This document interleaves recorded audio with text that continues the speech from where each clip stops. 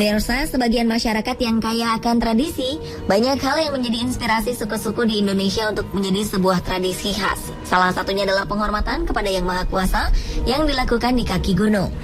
Berikut gunung yang hingga kini menjadi inspirasi tradisi khas daerah di Indonesia.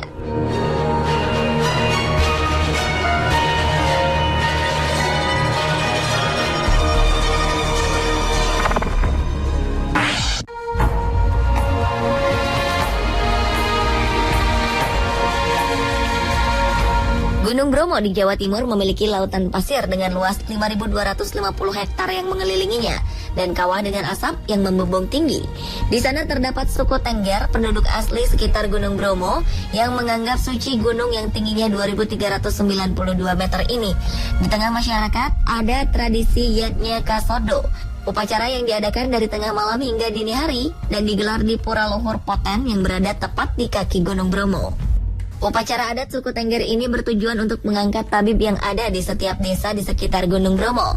Sebelum tradisi Kasodo Bromo dilangsungkan, calon tabib akan menyiapkan beberapa sesaji yang dilemparkannya ke kawah Gunung Bromo. Tabib-tabib ini nantinya akan menjadi orang pertama yang dicari masyarakat untuk menyembuhkan beberapa penyakit dan masalah yang dialami oleh masyarakatnya. Mereka dapat melafalkan mantra-mantra kuno Hindu. Pada harinya, suku Tengger akan berbondong-bondong membawa sesajen berupa hasil ternak dan pertanian ke Pura Luhur Poten dan menunggu hingga tengah malam. Sesajen ini akan dibawa ke atas kawah gunung untuk dilempar ke kawah sebagai simbol persembahan. Uniknya, ternyata di bawah kawah ada banyak pengemis dan penduduk Tengger yang tinggal di pedalaman yang menunggu sesajen ini dilemparkan. Upacara ini sudah dilakukan sejak masa Kerajaan Majapahit. Tradisi ini berawal dari kisah anak bungsu atau anak ke-25 dari Roro Anteng dan Joko Seger yang konon diambil para dewa sebagai persembahan di Gunung Bromo.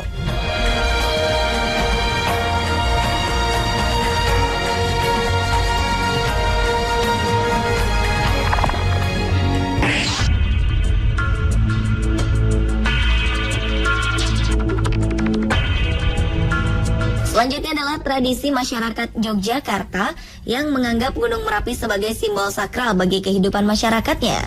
Di sini terdapat upacara Labuhan Merapi yang diselenggarakan setahun sekali pada tanggal 25 bulan Ba'da Maulud atau Maulid Akhir. Upacara Labuhan Akhir ini merupakan perwujudan doa persembahan kepada Tuhan atas rahmat dan anugerah yang diberikan kepada keraton dan juga penghormatan bagi leluhur yang menjaga Gunung Merapi. Pranata keraton yang bermakna membuang, menjatuhkan, atau menghanyutkan benda-benda yang telah ditetapkan oleh keraton harus dilakukan secara khusus, hikmat, dan tidak boleh dilakukan oleh sembarang orang. Juru kunci dan semua abdi dalam keraton menjalankan prosesi upacara adat Labuhan Merapi dengan berpakaian khas Yogyakarta. Pada malam harinya dilakukan kenduri yang dipimpin oleh juru kunci Gunung Merapi. Setelah itu, rombongan berangkat menuju Masjid Kinarejo dan ke lokasi bekas rumah almarhum Mbah Marijan untuk melakukan renungan dan doa. Setelah itu, rantai labuhan yang merupakan bagian dari sesajen warga dilempar untuk diperebutkan. Mereka percaya rantai labuhan ini merupakan berkat dan keselamatan hidup dari Sultan.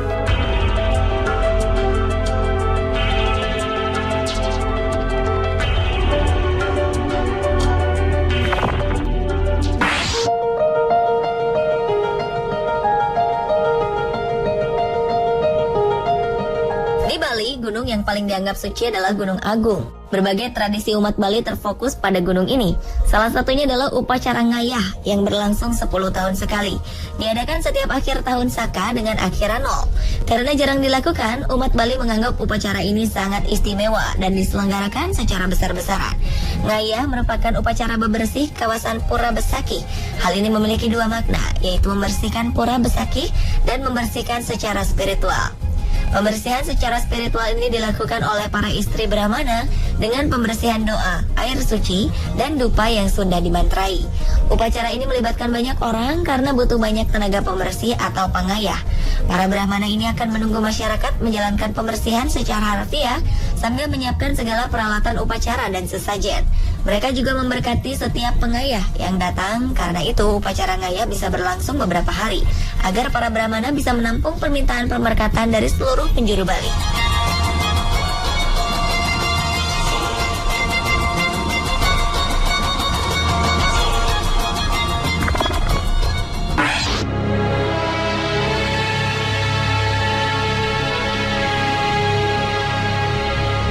Tanggal 1 Suro bagi orang Jawa merupakan hari yang sakral. Banyak ritual-ritual yang dilakukan pada tahun baru penanggalan Jawa itu, salah satunya di Gunung Kawi. Tradisi ini dinamakan Gebiar Ritual 1 Suro Gunung Kawi. Pada saat perayaan, masyarakat Wonosari mempersembahkan tumpeng-tumpeng yang akan diarak beramai-ramai menuju makam Eyang Jogo dan Iman Sujono yang dianggap keramat bagi penduduk setempat. Tumpeng-tumpeng ini akan dihias dengan bentuk hewan dan berbagai macam bentuk lainnya. Saat dikirap, akan ada nyanyian dan atraksi musik perpaduan Islam, Jawa tradisional, dan Cina. Di puncak acara akan dilaksanakan pembakaran sangkakala untuk menghindari malapetaka di sekitar Gunung Kawi. Pembakaran itu disertai dengan doa yang dipimpin oleh para pemuka agama.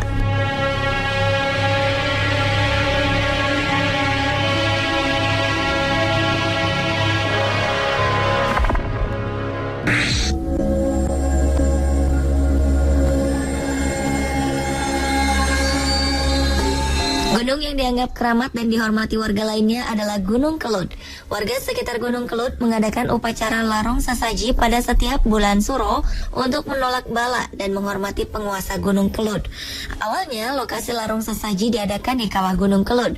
Namun sekarang kawah tersebut menjadi batu, sehingga ritual hanya diselenggarakan di tepian kawah. Dari namanya, larung sesaji, dalam ritual ini masyarakat akan membawa sesaji. Biasanya masyarakat setempat membuat dua jenis tumpeng, yaitu tumpeng nasi putih dan nasi kuning. Kedua tumpeng ini akan dilengkapi aneka lauk pauk dan disusun serta dihias sedemikian rupa sehingga tampak cantik. Kemudian warga biasanya akan duduk berkeliling dan mendengarkan pemangku adat membacakan doa. Setelah selesai, mereka akan berbondong-bondong memperebutkan sesaji berupa makanan tradisional, hasil bumi, sayur-sayuran, dan buah-buahan.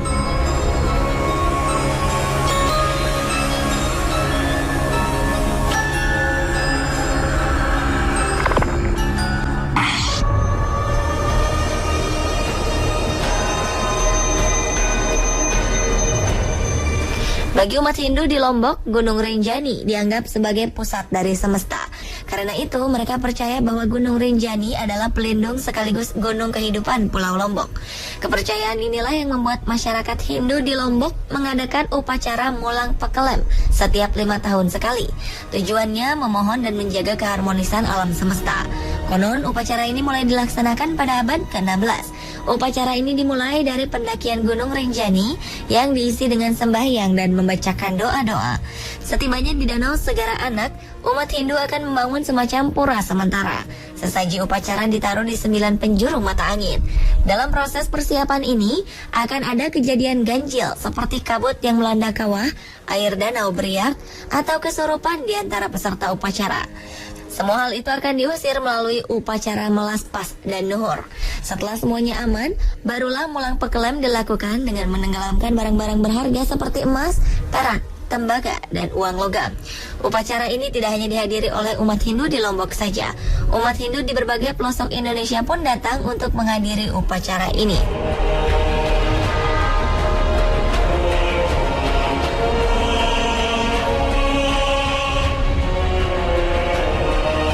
Pemirsa, itulah tradisi penghormatan kepada sang penguasa alam yang dilakukan di gunung.